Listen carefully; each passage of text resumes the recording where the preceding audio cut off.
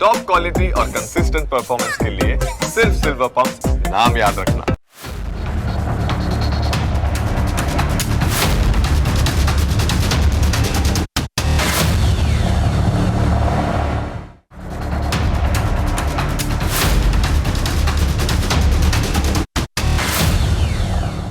આખી દુનિયામાં દાયકાઓથી એક ડર છે કે ક્યાંક કોઈ બટન દબાવી ના દે.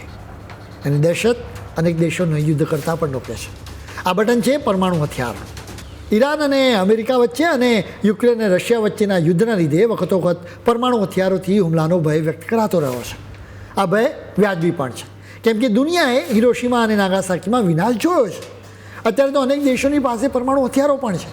જો કે એક સવાલ ચર્ચાતો રહ્યો છે કે કયો દેશ સૌથી પહેલાં પરમાણુ હથિયારોનો ઉપયોગ કરશે. યુટ્યુબર રાજ શમાનીએ એક પોડકાસ્ટમાં પ્રોફેસર જિયાંગ સુચિનને આ જ સવાલ પૂછ્યો હતો.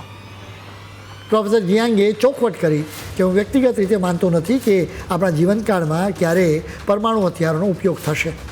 તેમણે એના માટે દલીલ પણ આપી હતી. જે દેશ સૌથી પહેલાં પરમાણુ હથિયારોનો ઉપયોગ કરશે એના પર બીજા બધા દેશો તૂટી પડશે.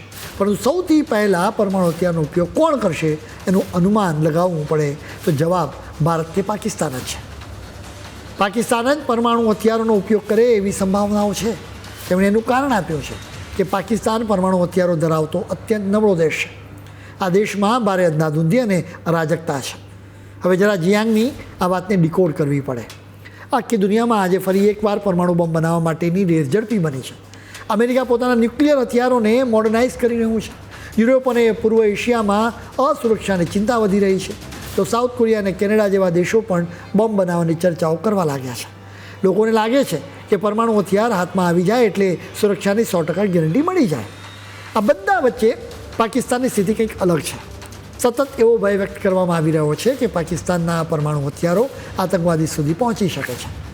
એક વખત આતંકવાદીઓના હાથમાં પરમાણુ હથિયારો પહોંચી જાય એટલે સ્વાભાવિક રીતે તેઓ એનો ઉપયોગ કરતાં સહેજ પણ ખચકાશે નહીં.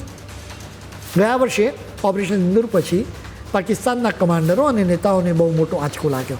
એક બહુ મોટું કડવું સત્ય સામે આવી ગયું કે ભારત પરમાણુ હથિયારોના બ્લેકમેલિંગ આગળ ઝૂકતું નથી. એટલે કે તમારી પાસે પરમાણુ હથિયારો હોય તો એનાથી એવી કોઈ ગેરંટી રહેતી નથી કે બીજા દેશો પર તેઓ હુમલા નહીં કરે. આ વાત અમેરિકા, રશિયા કે બ્રિટન જેવા દેશો પણ અનુભવી ચૂક્યા છે, પણ જાહેરમાં કોઈ સ્વીકારતું નથી. પાકિસ્તાને પણ આ વાત સ્વીકારી લીધી છે. આ વાતનો પુરાવો આ વર્ષે મે મહિનામાં જોવા મળ્યો.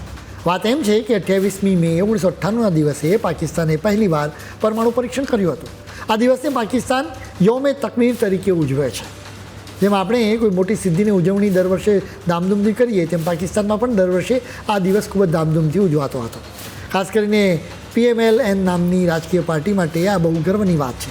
કારણ કે 1998માં જ્યારે આ બોમ્બ પરીક્ષણ થયું ત્યારે તેમના જ નેતા નવાઝ શરીફ PM હતા. અત્યારે તેમના ભાઈ શાહબાઝ શરીફ PM છે. જો કે મે 2026માં આ યૌમે તકબીરની ઉજવણી ન થઈ શકી. કોઈ મોટા સરકારી કાર્યક્રમો પણ ન યોજાયા, કેમ કે પાકિસ્તાનને સમજાઈ ગયું છે કે એની પાસે પરમાણુ હથિયારો હોવા છતાં ભારતે સહેજ પણ ડર્યા વિના હુમલા કર્યા હતા. પાકિસ્તાન પાસે અત્યારે અંદાજે 170 કે એનાથી વધુ પરમાણુ બોમ્બ છે. પશ્ચિમી નિષ્ણાતો અને અમેરિકન સંસ્થાઓને ડર છે કે આ ખતરનાક હથિયારો આતંકવાદીઓના હાથમાં જતા રહેશે. આ ડર પાછળ કેટલાક મજબૂત કારણો પણ છે. પાકિસ્તાનમાં તહેરીકે તાલિબાન અને અલ-કાયદા જેવા સંગઠનો એક મોટી કંપનીની જેમ કામ કરે છે. ભૂતકાળમાં વા કેન્ટોનમેન્ટ, સરગોધા અને કમરા એરબેઝ જેવા સંવેદનશીલ સૈન્ય મથકો પર આતંકી હુમલા થઈ ચૂક્યા છે. એટલું નહીં, ખુદ પાકિસ્તાનના પરમાણુ પ્રોગ્રામના પિતા ગણાતા AQ ખાન પર હથિયારોની ચોરી છુપીથી વેચાણ કરવાનો આરોપ મૂકવામાં આવ્યો હતો. અને 2 નિવૃત્ત વૈજ્ઞાનિકો તો અલ-કાયદાને મળતા પણ પકડાયા હતા.